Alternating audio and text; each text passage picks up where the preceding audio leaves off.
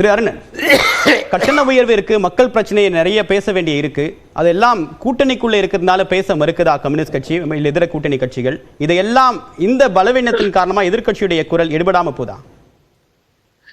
அதாவது இங்க நண்பர் பொன் வில்சன் ஒரு பாயிண்ட அழுத்தமாக சொன்னார். ஐயா, நாடாளுமன்ற தேர்தல்ல மோடியா அல்லது அந்த வார்த்தை வைக்காட்டி கூட அவர் சொல்றதுல தப்பு கிடையாது, ராகுல் காந்தியான்னு வரும் பொழுது மக்கள் இந்தியா கூட்டணிக்கு வாக்களிச்சாங்க. அவர் டெக்னிக்கலா சொல்றது சரிதான், ஒண்ணு நான் தப்புன்னு சொல்றேன்.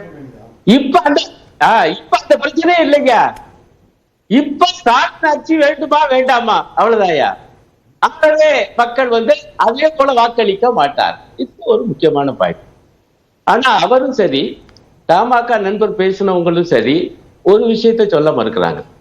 சரி, ஸ்டாலின் தலைமையிலான திமுக ஆட்சி வேண்டாம், யார் ஆட்சி வரணும்? இப்ப முனைவர் பாட்ஷா நம்முடைய இவர் தெளிவா சொல்லிட்டார், தமாக பாஜக ஆட்சி தாயா வரும். பாஜக தலைமையில தான் கூட்டணி அமைக்க போறோம், வலுவான கூட்டணி. அந்த அதிமுகவை கூப்பிடுறோம். பாஜக ஆட்சி தமிழ்நாட்டுக்கு வரணும்னு சொல்ற ஒரு கட்சி, அது கட்சிக்கு பேரு காங்கிரஸ், தமிழ் மாநில காங்கிரஸ். கூட்டணி வேணும்னு சொன்ன பாஜக தலைமையிலான கூட்டணின்னு சொல்ல இல்ல, அவர் பேசி முடிச்சுட்டு அவர் பேசி இல்ல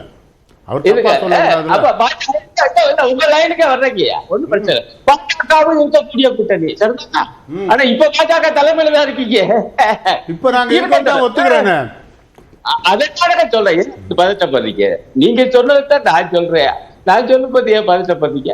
அப்ப பாஜகவும் இருக்கக்கூடிய ஆட்சி வரணும்யா தமிழ்நாட்டுல சரிதானா? அதான் அவங்க தமாகவுடைய நிலைப்பாடு.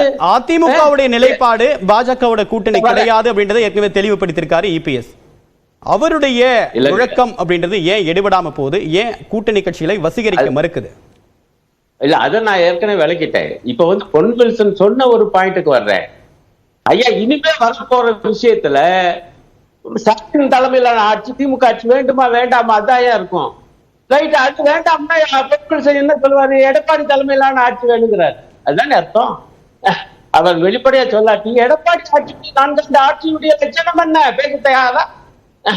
நீங்க ஒன்றை வேண்டாம் சொல்வது ரொம்ப எளிதுங்க.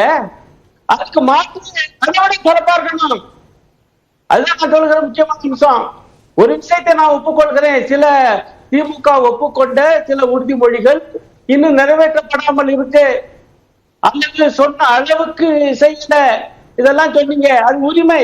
இன்னும் 1.5 ஆண்டு காலம் இருக்கு, நாங்களும் வற்புறுத்திக்கிட்டு தான் இருக்கோம். இப்ப நாங்க கூட்டணியில இருந்தால் அதான் இது ஜனநாயக கூட்டணி. திமுக அதான் நல்லா சொன்னாரு.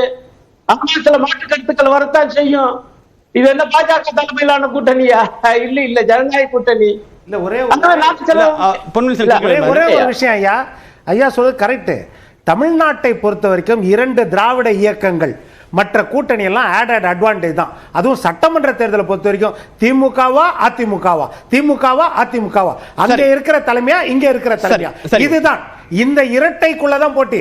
மற்றதெல்லாம் 7வது 8வது 9வது இடம், 3வது இடம் கூட கிடையாது. சரி, ஓகே, சரி, பாயிண்ட். ஐயா இல்ல, அவர் அதிமுக ஆதரவா பேசிட்டு இருந்தாரு, இப்ப அதிமுகவுக்கு எதிராக பேசிட்டு இருக்காரு. ஏன் சொல்றேன்னா, எடப்பாடியார் என்ன சொல்றாரு? திமுக வெற்றிக்கே கூட்டணி கட்சிகள் தாயா ஆதாரம் அப்படின்னு அவர் பேசிட்டு இருக்காரு. இவர் வேற மாதிரி பேசுறாரு. நீங்க பேசுங்க, மாற்றி மாற்றி பேசுங்க. அதுதான் கேள்வி. நீங்க இந்த ஆட்சி வேண்டாம் என்றால் நீங்க சொல்லுகிற மாற்று என்ன?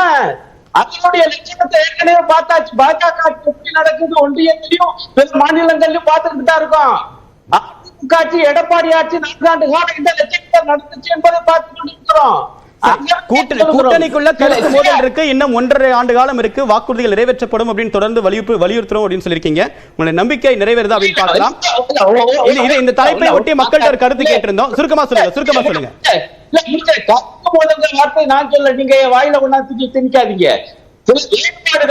நிறைவேற்றப்படாத கடைசி நிகழ்ச்சி தொடர்ந்து பேச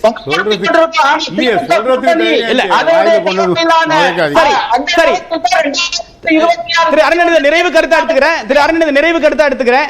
இந்த தலைப்பை ஒட்டி மக்கள்கிட்ட ஒரு கேள்வியை முன் வச்சிருந்தோம். மக்கள் என்ன வாக்களிச்சிருக்காங்க அப்படின்னு பார்க்கலாம்.